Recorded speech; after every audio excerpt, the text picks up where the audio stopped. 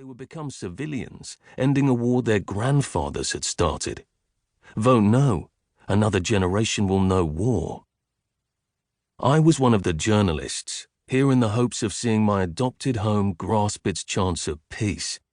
I had reported on the never-ending wars of Colombia's cocaine industry for 15 years, making and losing friends in the bloodshed. I'd seen too many seduced and corrupted by cocaine, too many slum kids die pointless deaths, too many driven mad by the violence. This peace deal, I hoped, could begin to end the cocaine industry here. I wasn't alone. Millions watched with the same hopes. These rebels couldn't let us down. Colombia deserved peace. And that's the history we all felt in the air. The earth told you. Take a moment, breathe it in. This is history unfolding before your eyes. The conference was to last 10 days and was held in the plains of Yari. It's about 190 miles from the capital, but it's a hard 24-hour drive through cloudy mountain passes and tracks so muddy they swallow motorbikes. The guerrillas had set up 6 camps for the thousands of guerrillas in the jungle that surrounded the open plains. They built cambuches, skeletal wooden huts, black plastic sheets providing the roofs. Beds were raised so the countless snakes wouldn't climb in searching for human warmth in the misty mornings. Men, women, we all bathed in the dark waters of the cool river. An army of rebels built large tents where, after debating the peace process in the day, we drank beers, the rebels always with their automatic rifles and in their camouflage uniforms. Journalists took selfies with the top rebel commanders, as famous as pop stars in Colombia.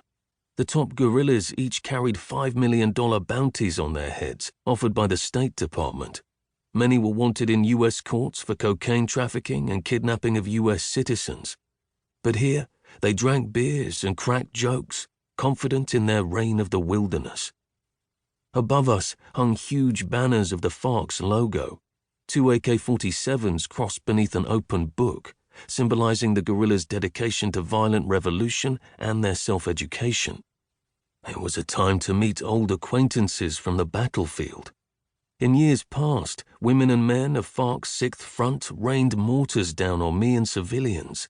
The 18th Front treated me as a guest of honor in secret rebel camps as we dodged army patrols and attack helicopters.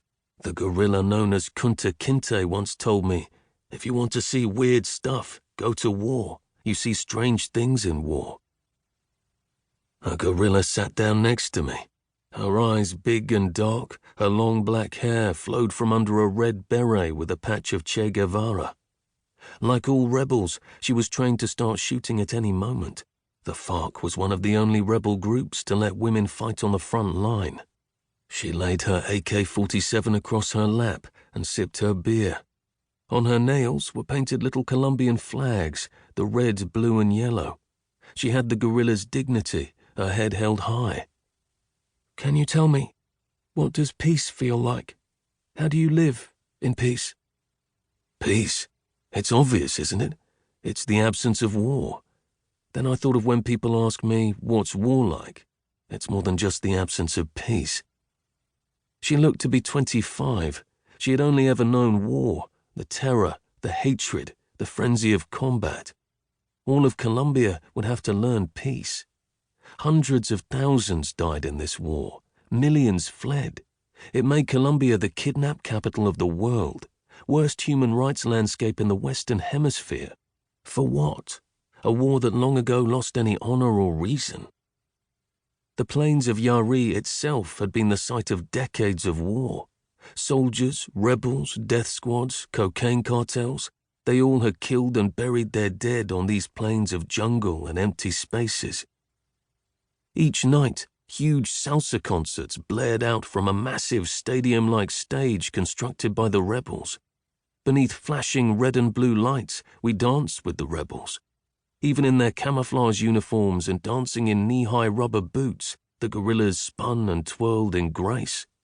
Rebels looked at each other with eyes of love and sex. We baptized the conference FARC stock. Later, there would be a bumper harvest of babies. Peace babies, they'll call them. A new